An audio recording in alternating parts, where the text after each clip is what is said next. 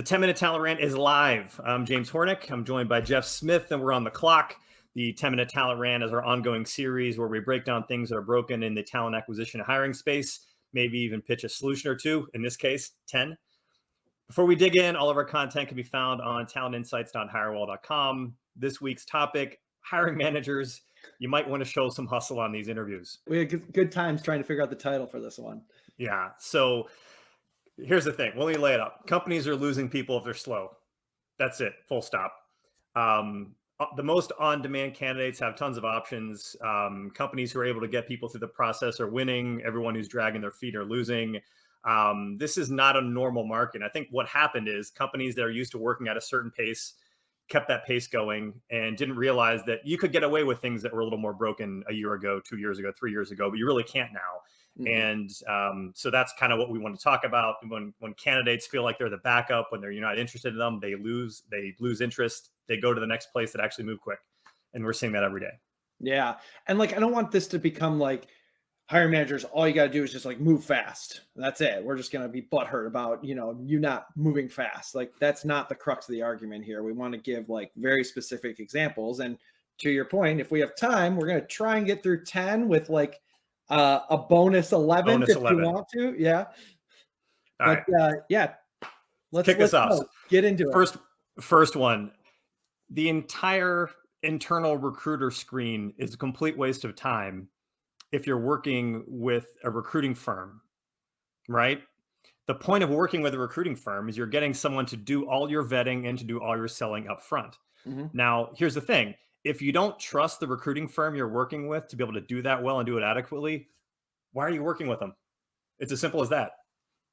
So if that's the holdup and why you need to have another step just for have your internal recruiters to redo the work the recruiting firm did, you're working with the wrong firm.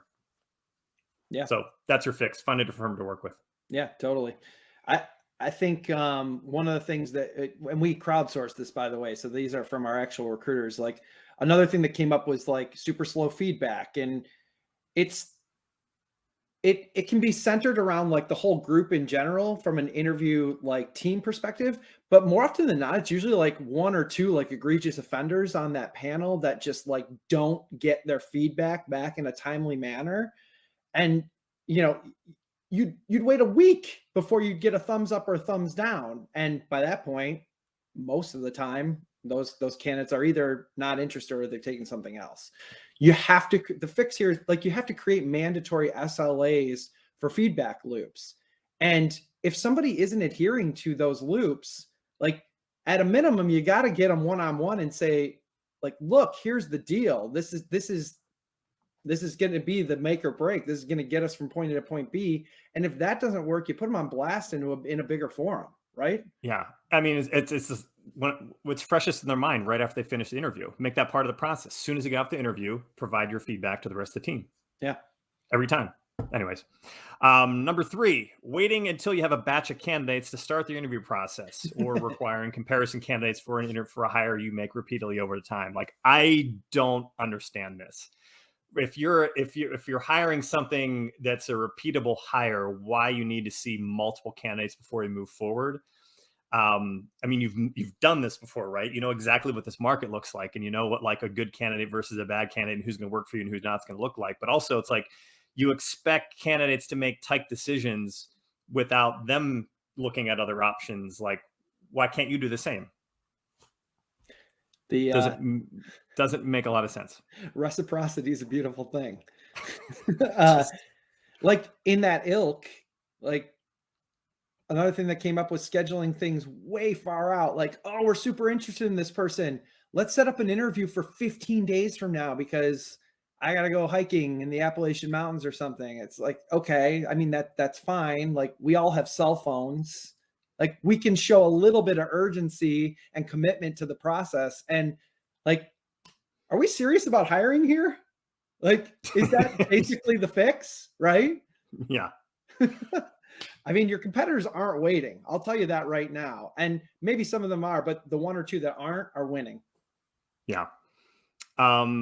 This is one I actually put in the copy. So number 5 here, the final interview. So there's a couple aspects to this. So there's telling someone or saying, hey, this is the final interview. And then there's another final interview after that. And there's another final interview after that. So one, it's like, you don't look like you know what you're doing when you're making up additional steps or adding on to the process. And the thing is, I understand things, it's messy business, right? So it's not impossible to knock this out, but you also have to have an idea of what your perception is with candidates, and they think you don't know what you're doing. But just adding more steps in general, typically when it's a last minute thing, it keeps pushing things further out. Everything takes longer. And I understand that a lot of it is because you're on the fence. Yeah. And you weren't sure, but like part of being successful in this is you have to be decisive, right? I mean, if you have someone meeting with 8 people and the original, you were expecting them to meet with 4 people, like you're just not into them. And like you have to be decisive in letting people go, and that's part of it. It's anytime you're asking your team, whether it's your internal recruiters or your externals, just to continually keep people warm. It just honestly, it makes everyone kind of look bad because they know what's going on. They'd rather hear you say it than just live in limbo. So yeah, there's your fix. I can't recall the last time that a warm candidate ended up taking one of my jobs, flat full bore. Another thing in this ilk is like the double approval process. So like, all right, you've got approval. The CFO has stamped it. You've got a nice P&L. You're the hiring manager. You're ready to roll. You get all the way through the hiring process. But wait, executive approval. It's needed again. I thought we already had approval. I thought this was already approved. It's needed again. Decide on the fix. Get an approved budget and don't undermine your hiring manager's ability to make decisions. Like, in seriousness, the way that looks, not only the candidate, like let's put that to the side for a second, but just how deflating that can be as a line manager in usurping their authority to make their own decisions. Spent all this time. This is something you need to get your job done. You had your whole team put their time and effort into it, and then it's either delayed or might not even happen in the end. Yeah, and it takes 5 days to get that approval, mind you. Yeah, it's always takes because everyone's busy, right? Yeah. These two kind of go together. So 7 and 8. So I'll do the first one here. The rubber stamp that actually isn't a rubber stamp. Turns out you just got it all wrong. So anytime there's, the final step is meeting with the boss's boss, and it's been laid up as this is a courtesy. They just want to meet you. And it turns out like they actually ruled you out. It wasn't a rubber stamp at all. It's funny and it's deflating, but the bigger question is, it turns out there was one real decision maker, and that was the person at the very end. And all the work done up until this point was irrelevant. I mean, your fix is like, if there's someone at the end of the process who's the executive who has the authority to just like blow up your entire plan, that person should be talking earlier. That person should be in the first step. They should be involved early. You should never get to the point where it just blows up at the very end, because you really like the amount of time of everyone you wasted at that point is crazy. Yeah. I mean, to that point, like the other side of the coin is like, why are so many executives involved in some of these processes in the first place? I mean, I'm not like, I get it. If you're a startup, you're 5 to 10 people, like every hire is, I mean, it's so crucial. I'm not saying that they shouldn't be involved in any scenario, but like executives get people excited. When people are talking to executives, it's one of the biggest sells for a candidate.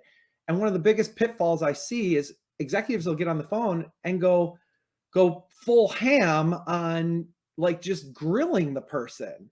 And it turns it from a sales conversation to a, holy crap, I'm being interviewed by the CEO of this company. And I would just argue, like, what is the point of that? Right?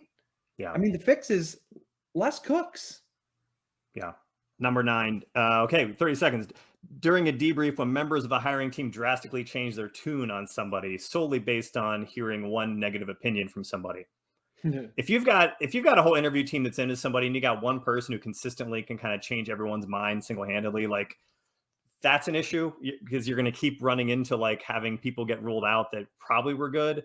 Like, this is why you need to have an honest feedback.